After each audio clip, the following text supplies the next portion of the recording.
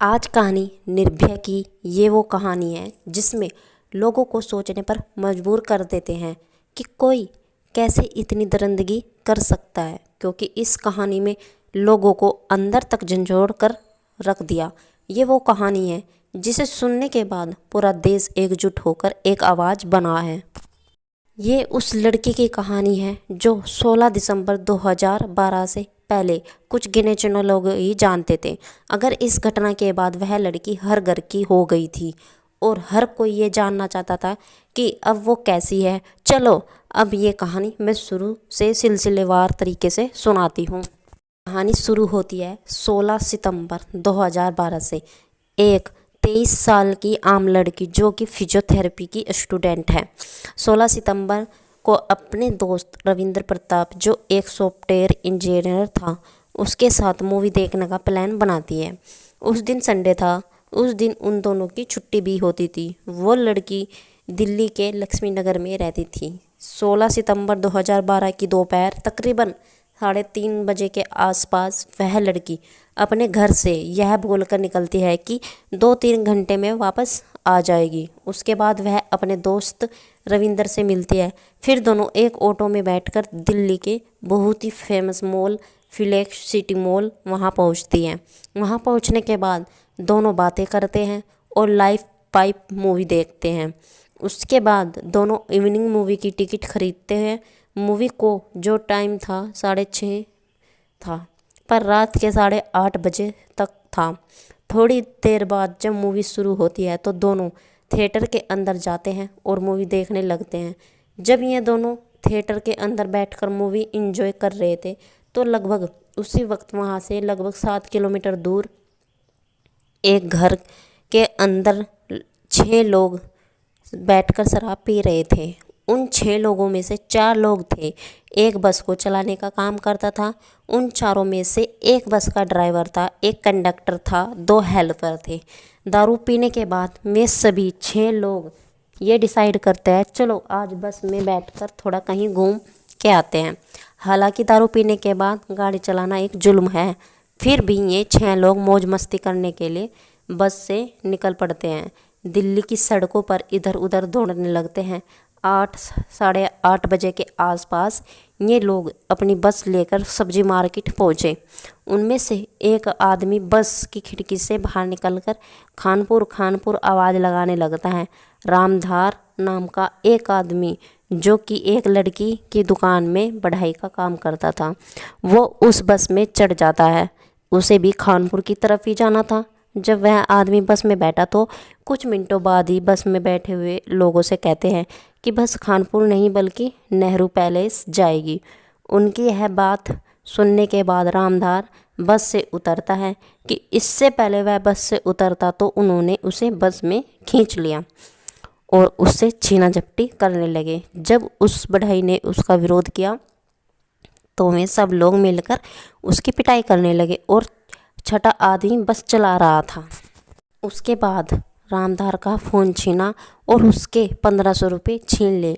IIT flight over के पास उसे बस पहाड़ पर धक्का दिया और वहाँ से बस को भगाकर ले गए। इधर ये 6 लोग रामधार को लूट रहे थे तो तकरीबन 8:30 बजे वो लड़की व उसका दोस्त मूवी देख रहे थे तो वे थिएटर से बाहर आते हैं।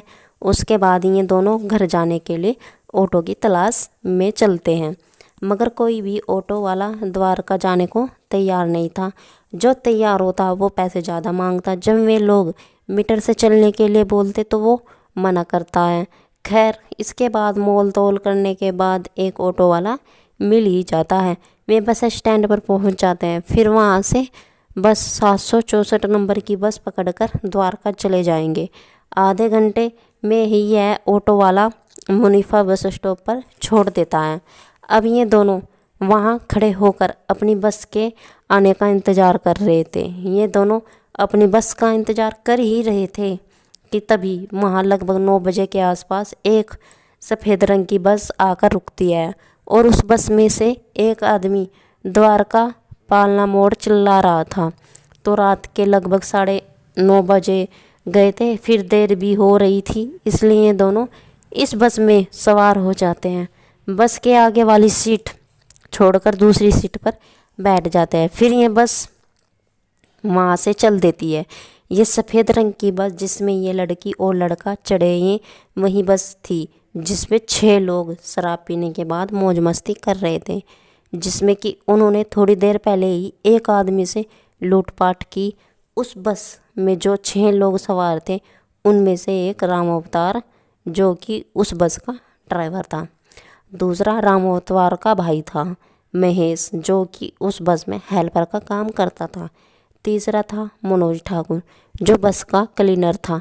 चौथा मोहन गुप्ता और पांचवा विकास शर्मा। ये दोनों बस में काम तो नहीं करते थे, पर ड्राइवर राम अवतार के अच्छे दोस्त थे। ये पांचों लोग एक ही इलाके में रहते थे। जो छठा आदमी था उसका नाम था उमेश। उमेश उन लोगों के नाम साथ नहीं था रहता था। उसी दिन यानी 16 सितंबर 2012 की दोपहर में इन पांचों से मिला था। खैर, ये बस मुनीफा बस स्टैंड से निकलती। इसके बाद तो जो ये लड़की और लड़का थे, इन्होंने टिकट मांगी तो उन लोगों ने टिकट तो नहीं दी, पर उन दोनों से किराए के 20-20 रुपये ले लिए। उसके बाद ये बस जब मंदिर मलाइवा के पास हाईवे पर चढ़ी तो उन्हें बस का दरवाज़ा बंद कर दिया और बस की लाइट भी बंद कर दी। उसके बाद उनमें से 3 लोग उन दोनों के पास आए और इन्हें देखकर भद्दे और घटिया कमेंट पास करने लगे। फिर गाली देने भी शुरू कर दी। ये सुनकर उस लड़की के दोस्त को गुस्सा आता है और वो उनका विरोध करने लगता है, तो वे तीनों लोग उस लड़के को पीटने लगते हैं। ये देखकर लड़की अपना फ़ोन निकालती है और पुलिस को 100 नंबर वाले पर फ़ोन करने लगती है, पर वे लोग उसका फ़ोन भी छीन लेते हैं। इसके बाद बाकी के 2 भी लोग लोहे की रोड लेकर आते हैं और उस रोड से उस लड़की के पूरे शरीर तरह मारने लगते हैं। जब वो लड़की अपने दोस्त को बचाने की कोशिश करती है तो वो लोग उस लड़की को भी मारने लगते हैं। इसके बाद ये लोग उन दोनों के पर्स, मोबाइल, डेबिट कार्ड, घड़ी वगैरह भी सब छीन लेते हैं। यहाँ तक कि ये लोग इन दोनों के कपड़े तक भी उतरवा देते हैं। जब वह लड़का उनकी पिटाई से बेहोश हो जाता है, वे लोग उस लड़की को बस की पिछली सीट पर ले जाते हैं और फिर बारी बारी से सभी लोग उस लड़की का बलात्कार करते हैं। इस दौरान वो बस दिल्ली की सड़कों पर दौड़ रही थी। बीच बीच में बस के ड्राइवर भी बदल रहे थे और उस चलती बस में ये 6 लोग उस बेचारी लड़की का गैंग रेप कर रहे थे। हाँ तक उस लड़की ने अपने आप को बचाने की और उनका विरोध करने की कोशिश की तो दरिंदगी का ये आलम था कि उनमें से एक ने उस लड़की के प्राइवेट पार्ट में लोहे की रोड तक घुसा दी। लेकिन तकरीबन 1 घंटे तक 6 लोगों ने उस लड़की को नोचा, घसीटा और इससे भी बदतर सलूक किया। उन हैवानों ने उस लड़की के जिस्म के एक भी हिस्सा ऐसा नहीं छोड़ा जो सही सलामत हो, जिस पर जख्म का कोई निशान ना हो। वो लड़की चिल्लाती रही, बचाओ बचाओ बचाओ, मगर उस चलती बस से ट्रैफिक की आवाज़ ने उस लड़की का ये शोर किसी को नहीं सुना। इसके बाद इन दरिंदों का मन भर गया, तब उस लड़के को भी पीछे लेकर आए। दोनों को बस से बाहर फेंकने की कोशिश की, लेकिन पीछे का दरवाज़ा खुला नहीं, मगर वह जाम था। उसके बाद वे लोग उन दोनों को आगे खींच कर लाए फ्लाईओवर के पास एक सुनसान जगह पर, जहाँ झाड़ी भी थी। वहाँ चलती बस गई।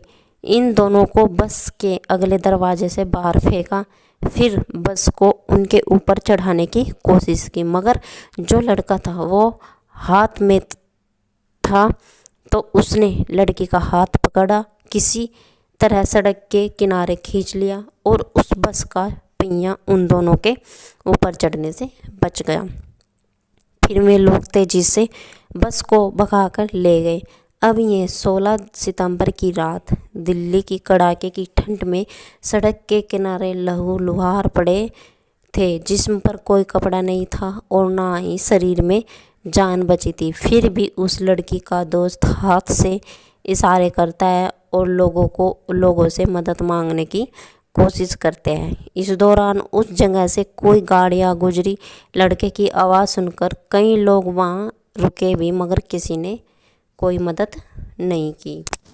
फिर भी वह लड़का हाथ हिलाकर लोगों से मदद मांगता रहा। उसी दौरान नेशनल हाईवे टोल प्लाजा पर काम करने वाले राजकुमार नाम का एक शख्स, जो कि अपनी मोटरसाइकिल से NH 8 पर पेट्रोलिंग कर रहे थे, वो उसी जगह से गुजर रहे थे तकरीबन रात 10 बजे। पर उन्हें बचाओ बचाओ की आवाज़ सुनी। ये सुनकर उन्होंने अपनी बाइक रोकी। जब उन्होंने देखा तो उन्हें सड़क किनारे झाड़ियों में वह लड़का व लड़की दिखी। इसके बाद उन्हें उनसे पूछा कि क्या हुआ, तो वो लड़की तो कुछ नहीं बोलने की हालत में नहीं थी, इसलिए लड़के ने उन्हें सब बात बताई। इसके बाद राजकुमार सड़क के पास जो होटल थे वहाँ गए और वहाँ से एक चादर लेकर आए। फिर उस चादर के 2 टुकड़े करके उन दोनों को दिए ताकि वे अपना तन ढक सकें। इसके बाद उन्होंने 100 नंबर पुलिस को अब फ़ोन किया। थोड़ी देर बाद ही लगभग 10:30 बजे के आसपास वहाँ पर 2 PCR वैन पहुँच जाती है। अब देखो यहाँ खेल क्या होता है। जो 2 PCR वैन पहुँची वो अलग अलग थाने की थी। वो दोनों इस बात पर लड़ रहे थे कि ये इलाका जहाँ ये लड़की और लड़का मिले थे ये किसके पुलिस थाने में आता है। बल्कि उस वक्त उनकी सबसे पहली प्रक्रिया यह होनी चाहिए थी कि जल्द से जल्द इन दोनों को हॉस्पिटल पहुंचाया जाए। इसके बाद उनकी बहस ख़त्म हुई तो दिल्ली पुलिस की एक वैन में इन दोनों को बिठाया गया। रात तकरीबन 11 बजे के आसपास दोनों को दिल्ली के सफदरजंग हॉस्पिटल के इमरजेंसी ले जाया गया। हॉस्पिटल पहुंचने के बाद जब डॉक्टरों ने पहली बार उस लड़की की हालत देखी तो उनके हाथ पैर फूल गए, क्योंकि उन्होंने भी अपने करियर में आज तक का ऐसा कोई केस नहीं देखा था। उस लड़की की हालत इतनी ख़राब थी कि डॉक्टरों को भी समझ नहीं आ रहा था कि इसके बाद लड़की के माँ बाप को खबर दी गई। फ़ौरन उस लड़की को ऑपरेशन के लिए ले जाया गया। उसके बाद ये खबर पुलिस के बड़े अधिकारियों तक पहुंची तो साउथ डिस्ट्रिक्ट के DCP नेहा शर्मा खुद हालात का जायज़ा लेने सदर और अस्पताल पहुंची। और जब डॉक्टरों ने उन लड़की के हालत के बारे में बताया तो DCP नेहा शर्मा चकित रह गई। जो दरिंदगी उस लड़की के साथ हुई उसे सुनने के बाद DCP नेहा शर्मा लग गया कि ये मामला बहुत ही ख़राब है। अगर इससे थोड़ी सी भी देर हुई तो मामला हाथ से निकल जाएगा, क्योंकि किसी भी घटना की शुरुआत 24 घंटे बहुत महत्वपूर्ण होते हैं। DCP नेहा शर्मा ने तुरंत कार्रवाई शुरू की। 16 व 17 सितंबर की रात अपने सबसे काबिल पुलिस वालों को बुलाया और उन लोगों को 3-4 टीम बना दी। फिर उसी रात लड़की के दोस्त रविंद्र के स्टेटमेंट दर्ज की गई और सुबह लगभग 5 बजे इसके खिलाफ बसंत विहार पुलिस स्टेशन में FIR दर्ज की। अपने स्टेटमेंट में लड़की दोस्त रविंद्र ने सारी घटना के बारे में बताया। सुनने के बाद पुलिस का मामला यह था कि सबसे पहले वो बस ढूंढो जिसमें यह घटना हुई थी, क्योंकि उस बस के मिलने के बाद आगे कोई सुराग मिल सकता है। इसके बाद पुलिस ने रविंदर से डिस्क्रिप्शन के बारे में पूछा तो उसने बताया कि वो सफ़ेद रंग की बस थी। बस के दोनों साइड पीले और हरे रंग की पट्टी थी। उस बस का पिछला दरवाज़ा जाम था।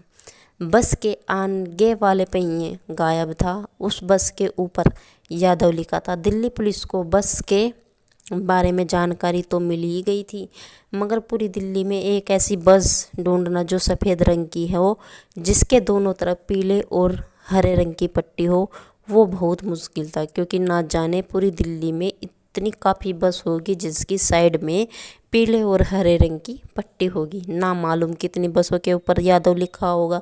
और उन बसों में उस बस को ढूंढना जिससे कि ये क्राइम हुआ, वो एक तरह भूस के ढेर में सुई ढूंढना था। मगर इसके अलावा कोई चारा भी नहीं था, क्योंकि उस बस के जरिए ही आगे कुछ सुराग मिल सकता है। इसके बाद एक पुलिस की टीम 17 सितंबर सुबह ही सबसे पहले मुलीफा बस स्टॉप पहुंची, जहां से ये लड़की और लड़का बस में चढ़े थे, मगर मुनीरफा बस स्टैंड से सुराग नहीं मिला। फिर पुलिस महिपाल के उस बस स्टैंड पर पहुंची जहां उन दोनों को बस में बाहर फेंका गया था। बस पुलिस वहां पहुंची तो उन्होंने देखा जहां उन दोनों को फेंका गया उसकी दूसरी साइड काफ़ी सारे होटल है। उन होटलों में सीसीटीवी कैमरे भी लगे हैं। तो पुलिस अब एक बार कर उन होटलों के सीसीटीवी फुटेज निकालना शुरू कर दिया, मगर उन्होंने कोई सुराग नहीं मिला। लास्ट में पुलिस वहीं के एक होटल जिसका नाम दिल्ली होटल 37 था उसमें पहुंचती है। फिर उसकी भी सीसीटीवी फुटेज निकलवाती है। उस फुटेज में भी पुलिस को बहुत सारी सफ़ेद बस दिखती है, मगर पुलिस का माथा तब ठनका जब वो देखती है कि एक सफ़ेद बस जिस पर यादव लिखा था वो 16 सितंबर 2012 को एक ही जगह से 20 मिनट के अंदर 2 बार गुजरती है। उस सीसीटीवी फुटेज में देखा कि पहले तो वो बस रात में 9:34 पर वहाँ से गुजरी थी, तो फिर सेम वही बस रात 9:53 पर भी ठीक उसी जगह से गुजरी। इस चीज़ ने पुलिस को उस बस के ऊपर शक करने पर मजबूर कर दिया। उसके बाद दिल्ली पुलिस ट्रांसपोर्ट डिपार्टमेंट पहुंची तो इस बस की डिटेल निकलवाती है, तो फिर उसके ज़रिए उस बस के मालिक तक पहुंचती है। वहां पहुंचने पर पुलिस को बस का नंबर भी मिल गया। ये भी पता चल गया कि ये बस इस स्कूल के बच्चों को लाने और ले जाने के काम करती है। अब पुलिस को बस के बारे में सारी जानकारी मिल ही गई, लेकिन वो बस अब भी गायब थी, क्योंकि उस बस के मालिक को भी नहीं पता कि फ़िलहाल इस वक्त उसकी बस कहाँ है। इसी बीच पुलिस को अपने मुखबिरों के ज़रिए ये जानकारी मिलती है कि इस वक्त वो बस सेक्टर 3 RK पुरम में रविदास कैंप एरिया में खड़ी है। ये जानकारी मिलते ही पुलिस तुरंत रविदास कैंप पहुंचती है और वहां पर गुरुद्वारे के पास सफ़ेद रंग की बस मिल जाती है। उस बस के दोनों साइड पीले और हरे रंग की पट्टी भी थी और उस पर यादव भी लिखा था। पुलिस जैसे ही उसके करीब पहुंचती है तो उन्होंने देखा कि बस के अंदर एक आदमी बैठा हुआ है। जैसे ही उस आदमी ने पुलिस को देखा वो बस से उतरा और भागने लगा। पुलिस ने भी उसका पीछा किया और थोड़ी देर बाद ही उसे दबोच लिया। उसके बाद पुलिस ने उसके पास से डॉक्यूमेंट देखे तो पता चला ये बस का ड्राइवर राम अवतार है। दिल्ली पुलिस के लिए बहुत ही बड़ी कामयाबी थी, क्योंकि इस घटना के अगले दिन ही उन 6 लोगों में से एक आदमी पुलिस ने पकड़ लिया था। राम अवतार के सामने आने के बाद 17 सितंबर 2012 की शाम 4:15 पर पुलिस ने राम सिंह को ऑफिशियल गिरफ्तार कर लिया। उसे अपने साथ पुलिस स्टेशन ले गई और जो वो बस रविदास कैंप में मिली थी उसे भी उसी शाम त्यागराज स्टेडियम में ले जाया गया। उसके बाद CSFL की एक टीम ने उस बस के अंदर से फिंगरप्रिंट, सीट के ऊपर बेल्ट सैंपल और लोहे के रोड के सैंपल लिए उन सभी को जांच के लिए भेजा। आज की कहानी